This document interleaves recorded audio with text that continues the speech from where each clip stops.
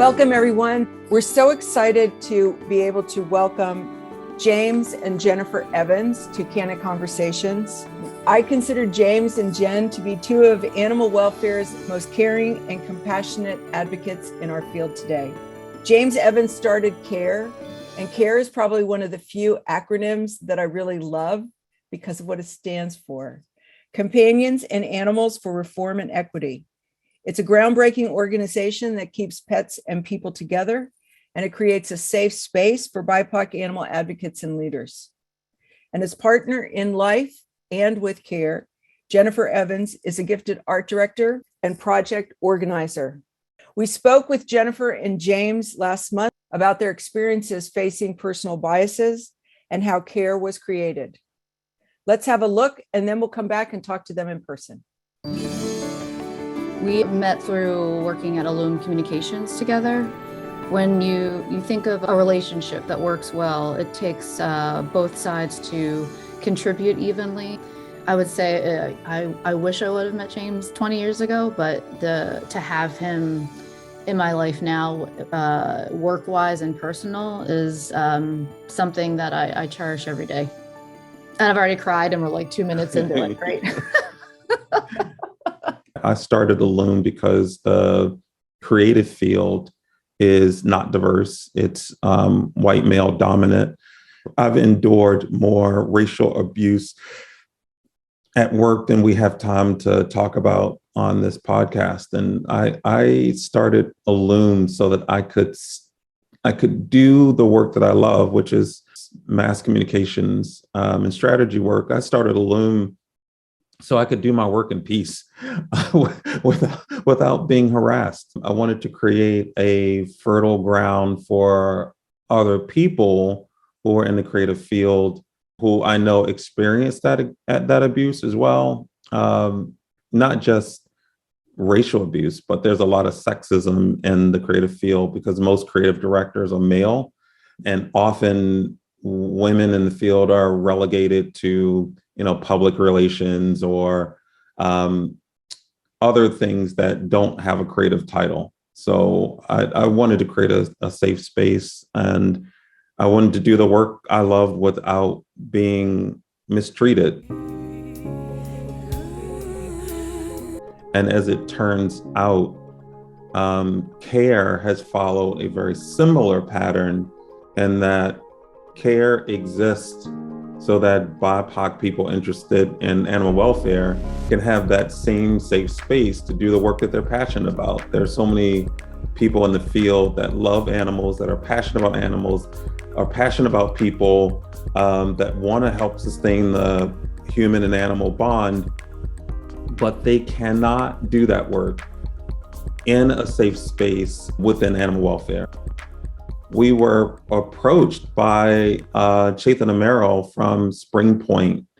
And Chaitana had noticed over the years the work that we were doing in animal welfare, starting with the golf campaign, which Maddie's fund funded, thanks to Maddie. We did Adopters Welcome. We did Let's Fix It in Dallas. We did outdoor cats research. We did puppy mill research. All of these were like really, really incredible campaigns. But then we did Breaking Bias by request of Maddie's fund. And Jen and I went all over the country interviewing people who are traditionally not accepted as adopters. The goal was to expose animal welfare, shelter people, rescue people to all of these incredible people that are typically rejected from adoption. And James came up with this idea that we were going to highlight the fact that people trying to adopt are being denied all over the place. So what we did was we did some research, and we basically figured out the top, I think, 7 reasons why people are denied adoption. And, in there it was people that didn't have fences, people that were renting their homes, people that were homeless, people that had families, people that were senior citizens, and people with children, small children specifically.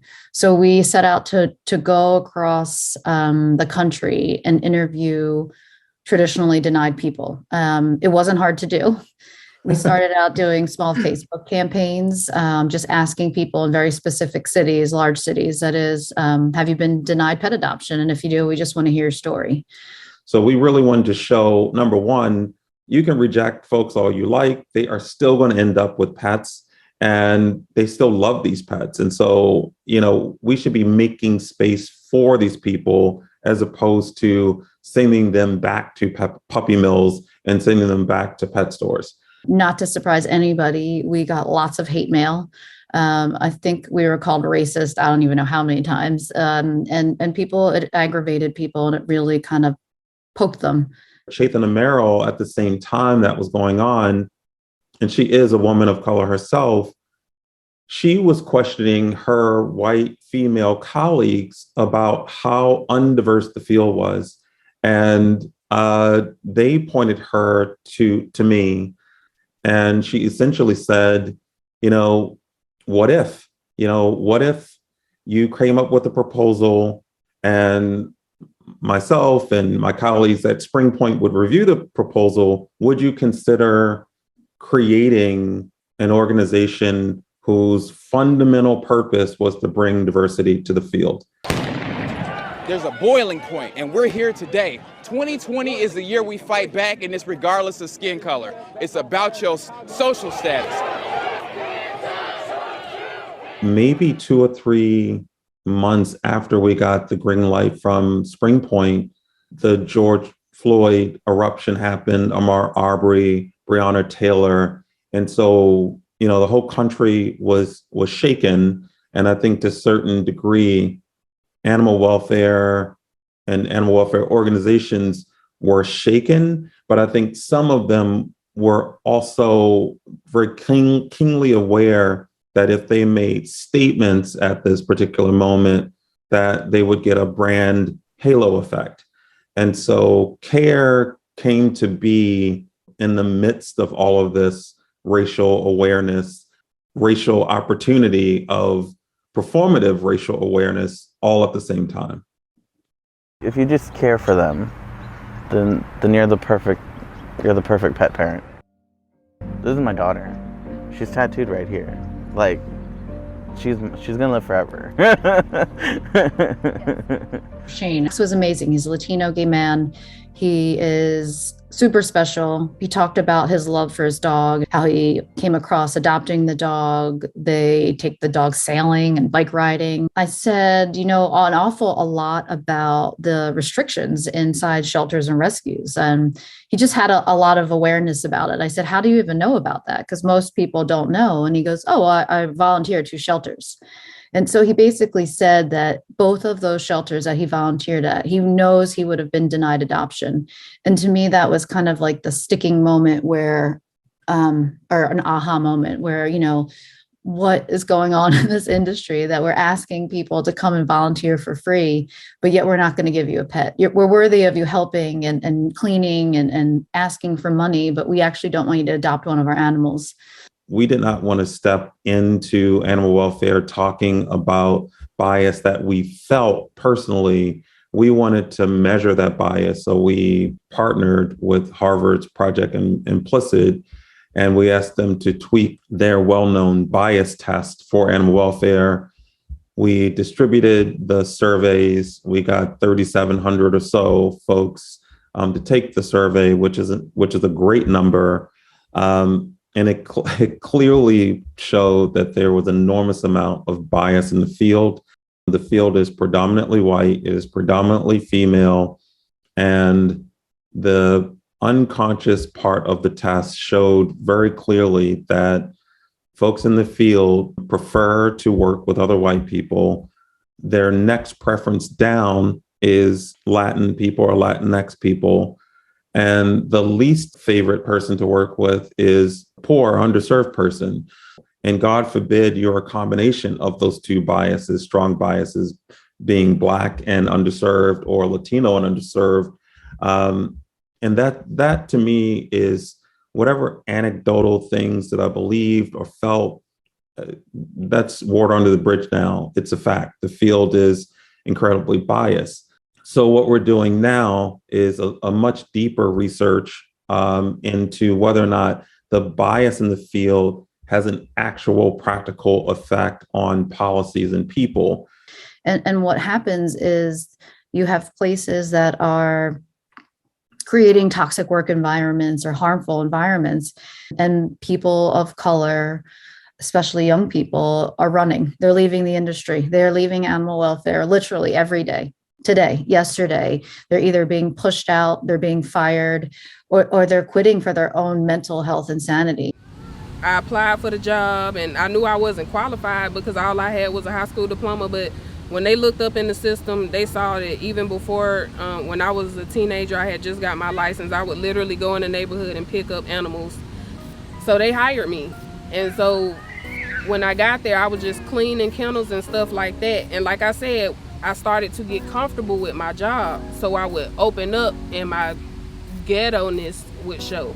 But I'm being myself. I'm just being natural me, just happy because I came from nothing. I get to work my dream job.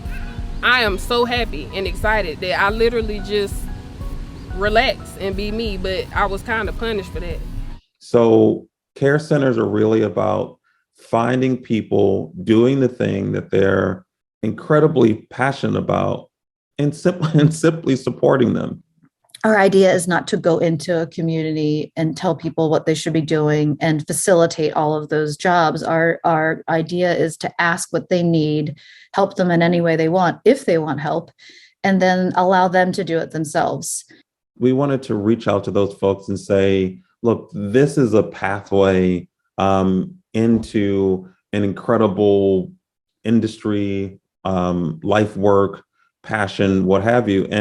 And by the way, we can help you do this work. And so we have people that are Awanuk at Red Lake. She is very focused on traditional rescue. Her focus is keeping animals alive, just simply alive and healthy through brutal cold winters. Tim Friedman is a natural born dog trainer and teacher of human beings. Bianca is kind of all over. She loves animals in general. She really wants to have an urban zoo in the middle of Atlanta. She loves all things creepy and crawly.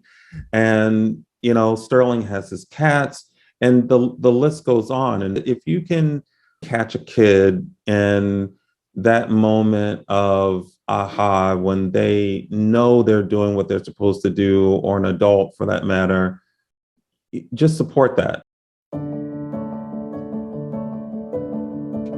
And as a father and a teacher and a business owner and a mentor, I think what I've learned about myself and other people is that the best way to get the best out of people is to support them in doing the things that they enjoy. To create a safe space for the BIPOC community to be in animal welfare doesn't mean you start a DEI committee, and it doesn't mean you hire one Black person. It's a whole culture that's going to have to shift and change, and it's not going to happen overnight. So I really hope that places can do that carefully and thoughtfully, because otherwise, you know, I worry that for BIPOC people, their mental health and sanity is going to be the most important. And that might mean that they leave the industry altogether, which would be horrible, because we'd be right where we were in the beginning, which is excluding people of color, which to me, or at the moment, are crucial into saving this movement and ensuring that animals get out of the rescues and shelters.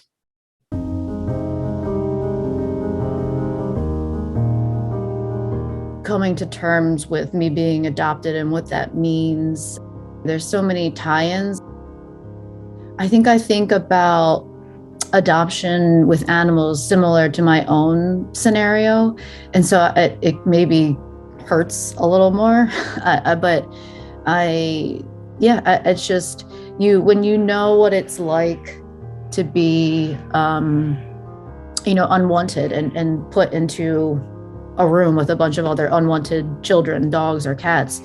I think all I can think of personally is like, how do you get those kids out of that orphanage? How do you get those dogs and cats out? And it certainly isn't by making a 16-page adoption application. it's interesting to think that we have all of these humans in the universe that are looking to adopt an animal, and whether they have the same resources as somebody else, I think, shouldn't it start with that sentiment alone, right? Love. And if they don't have those things, shouldn't we be pouring millions of dollars into handing them with those resources? I mean, adoption is a solution, but I don't think it's the long-term solution. I think we're really focused on foster and adoption in both humans and animals, but prevention is really going to sustain the change. And I think that's going to cause humans to ask a lot of really difficult questions. And number one, what have we done wrong? And how can we fix that? We have to get away from sheltering, and sheltering in its current sense is very physical. It's a building, it's a center, but the centers that we're talking about have to do with the center of mind, the way you think about your community, the way you think about your pets. I think if we just focus on helping people who are already helping their communities, we can build a lot less shelters, because shelters will never be able to meet the demand. If we can even just be pragmatic and use the infrastructure that we have on the ground, which are people, people that live in houses that to me are little micro shelters, make those little micro shelters better, and the animals won't end up in the actual shelters that we've built. I mean, Jen and I are meeting amazing, unbelievably courageous and generous BIPOC people literally every day. They are coming out of the woodwork, wanting to work with CARE, wanting to help CARE.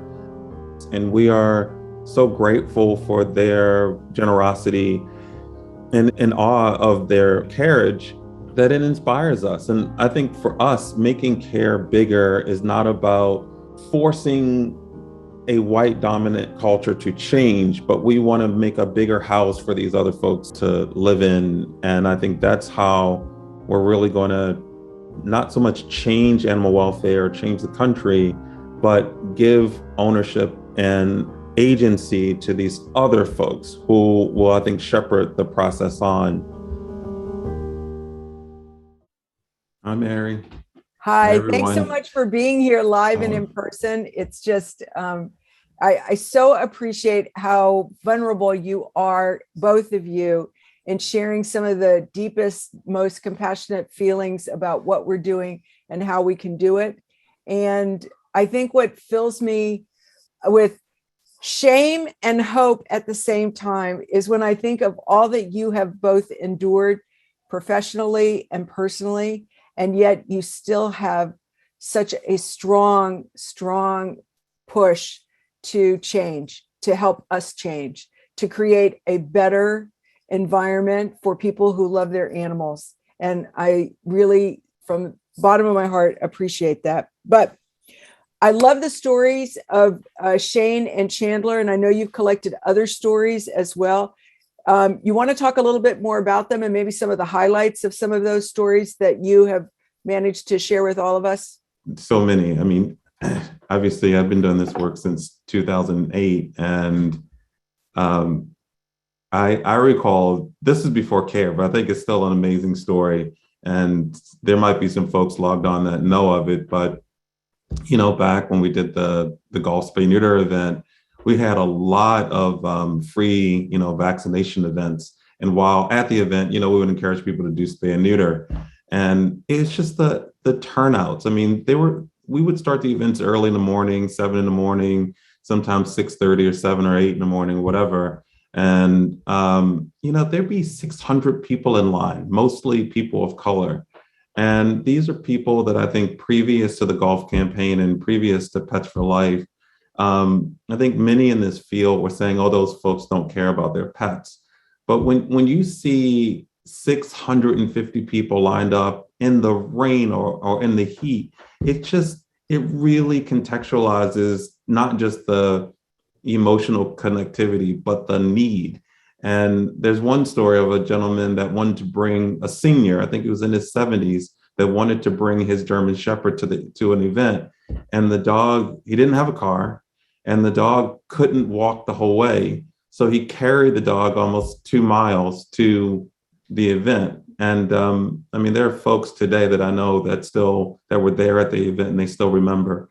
It's just one of many, many, many events. But I think the net is that unfortunately people of color in this country are criminalized and thought of as lower than others. And that perception encapsulates the way we think of them and their pets as well. And so we just want to sort of pull the curtain back on that fallacy. I always go back to the story of Samantha. She was, we were actually at Expo, and we were finishing up the breaking bias concept, and I had to go to CVS to get a thumb drive. And as I was walking in, Samantha was there with a pit bull that had clearly been overbred at some point. So I remember going into the store and I was texting James furiously. I'm like, oh my God, there's a homeless person with a pit bull outside. Like, you've got to bring your cameras and hurry up. So Exactly. he ran down and, we asked her a bunch of questions, and I said, what would you tell people if you had something to say? And she said, I would say that people don't ask enough questions. She's like, no one's stopping to ask me, like, how did you get into this situation? Like, do you have a home lined up? She's like, when the dog's hot, we find shade. When the dog's hungry, I have food. Like, she opened her bag for me and she showed all the food and the water bottles she had. And like, to me, I knew she was feeding that dog first before she ever took care of herself. And she said she actually had taken the dog to the vet. And so it was really eye-opening for me. And I really hope that video kind of struck a chord with some people. But the fact that she was with that dog all day, 24 hours a day, and she did rescue that dog. Somebody dumped the dog under a bridge. So, and I think nobody's asking her that question. So how do other people get involved if they want to get involved with CARE and volunteer, whether they're individuals or organizations? Oh yeah, you can email us at equity@care, AWO. Cool. James, you have said that success cannot be measured because the core issue of prejudice has not been fully measured. So how can you measure its opposite? I said that. That sounds pretty smart, and it's true. I mean, you can't disprove a negative, and you certainly can't prove a positive, right? I mean, how can we possibly start really measuring our personal success when what we're trying to shift is Herculean? I would liken it to climbing a mountain that's so steep that you actually can't see the top. That's what we're dealing with. And I've said this from the very beginning, that I don't think the onus is on the condition of people of color. It can be owned by animal welfare. This is an enormous social problem that started in 1619 and before. It started in 1492, really. So I don't put all of that on animal welfare, but I think this industry, being an industry that claims to be humane, that claims to be loving, and of late claims to want to be equitable, that part you own. Like, once you say that you're humane, if you're limiting that to dogs and cats that you're willing to pick up off of the street, but it's okay if you run me over with your car, that's not humane. That's an extreme limited way to see humanity and what humane is. And so that we have to own. And so for me, there is a measurement inside of the field that the field has to own as grown-up boys and girls. Like, animal welfare has to own that. CARE success, I think we're dealing with such Herculean odds that our existence is successful, right? The fact that Tim Friedman, an African-American man in this field, has 501c3 status now, has his own organization, and he deserves it. We could walk away tomorrow and say that that's a certified success story. But I know that there are thousands of Tims out there And there might be 10,000 Tims out there, but again, the mountain is so steep that it's really hard to see where it plateaus at this point, because we really have just started. So maybe this is a challenge for all of us to be thinking about impact in a different way than what we've done before, in Yes. just thinking in terms of, discrete data metrics. But Jennifer, I want to turn to you for a minute, because I want to thank you for just showing such a personal side of your own experiences as an adopted child.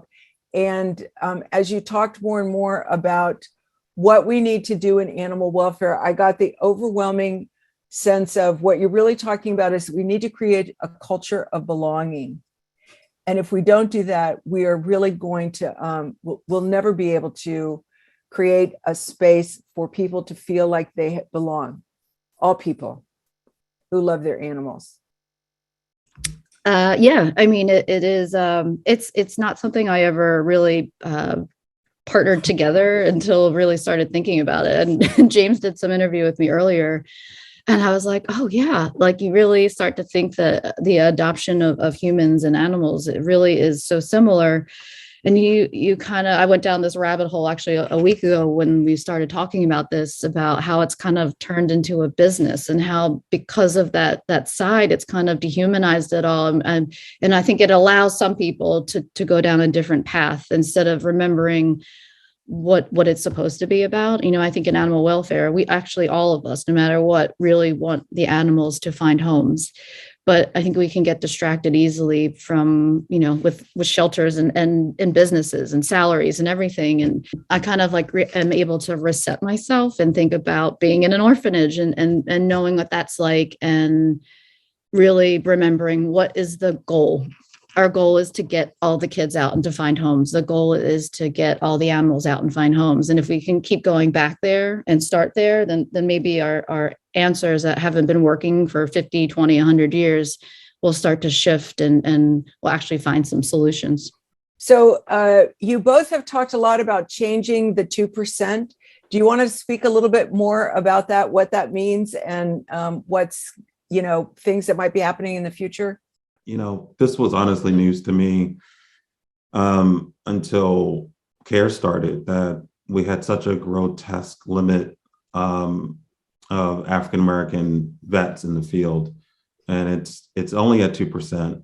And I should also say that the pay gap between male vets and female vets is almost $50,000, which is also equally outrageous. And so our goal to raise the 2% is to add more African-American vets to the field. And so last year we started a scholarship fund, and literally thanks to Maddie's, we were able to sort of jumpstart that scholarship fund last year and this year with, you guys have given so far $100,000 towards scholarships. Our goal is to help vet students of color, Black vet students, get through school, because African-American families are, I think the number today is somehow like 15 to 20 times the wealth in African-American families is 20 times less than their white counterparts. And so when you're talking about college and veterinary school, I mean, these costs are enormous. So not only are we facing a shortage of vets in general, but we are certainly suffering from a shortage of African-American vets. But this has been, like many things at CARE, something that Jen is working on a daily basis. So Jen, I don't know if you want to talk about the schools and where last year's money went to and what we want to do this year coming up. Yeah, we paired it with Black History Month, actually. So we did host a series of talks. So we're doing the same this year. But we were able to raise $87,000. And in that process, it was very interesting because with all the schools that we asked after we had an advisory committee, a lot of the schools had to decline because they were not legally allowed to discriminate against white people.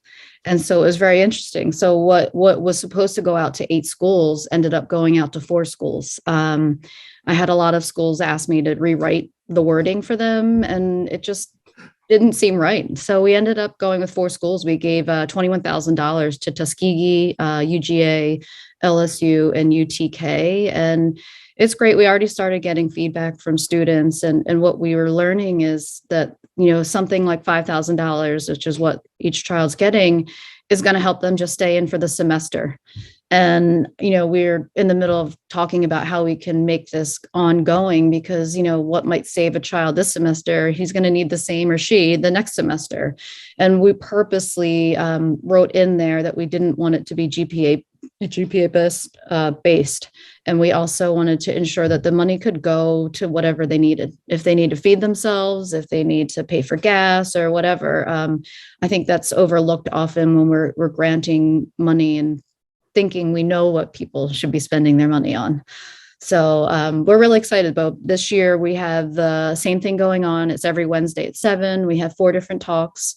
They are all African-American speakers, all different topics, and we would love for everybody to join. Thank you. Thank you both. Are there any last words or things you'd like to leave us with? I see a lot of the CARE folks that are in the audience, which is really great. It always is so awesome to see you all.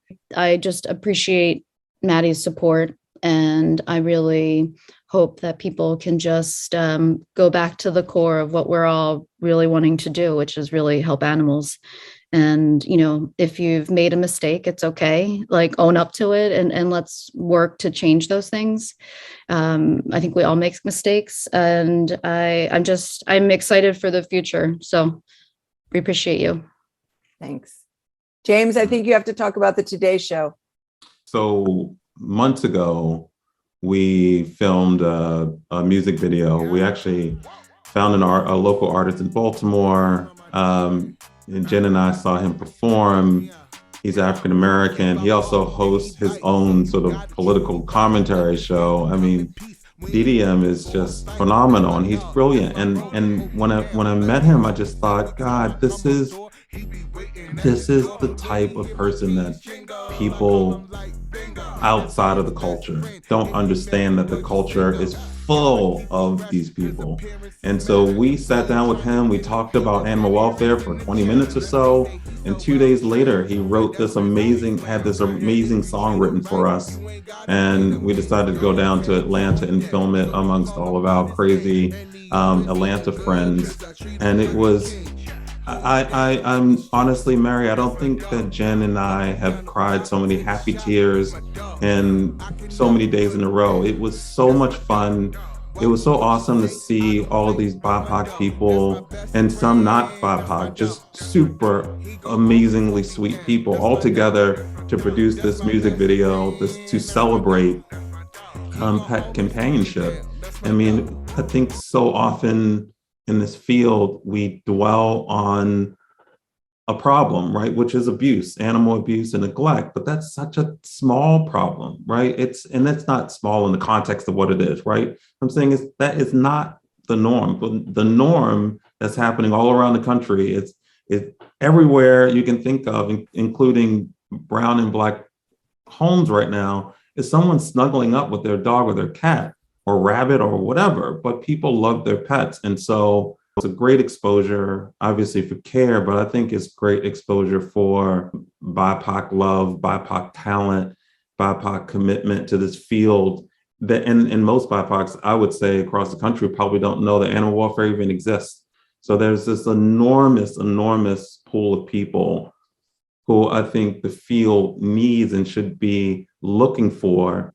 We're not looking broadly enough for help. We're not looking broadly enough for volunteers or donors.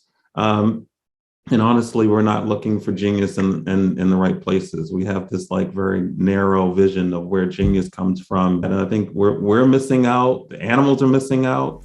I don't know, the video is really about all of that there's all these beautiful, compassionate, funny, loving people out there that also love pets. Hey, I also want to put in a plug for February 17th. There is a webinar, Amended American History, with James, Johnny Jenkins, and Moeni Rudd of CARE. They're going to talk about the importance of intentional removal of key facts, as well as the power in knowing a complete history of America. So I'd urge you all to sign up for it. It should be great. It's in the middle of Black History Month. Don't get me started on why they picked the shortest month of the year for this. So we may have to just add another week or two to February to get all of this stuff in. Anyway, like James and Jen, thank you both so much. Thank you to CARE. Thanks to all of you who are with us today. Don't forget that we can continue the conversation on Maddie's Pet Forum. Again, Happy New Year, everyone. What a great way to start 2022. Thank you, Mary. you. You've been awesome. Thank you.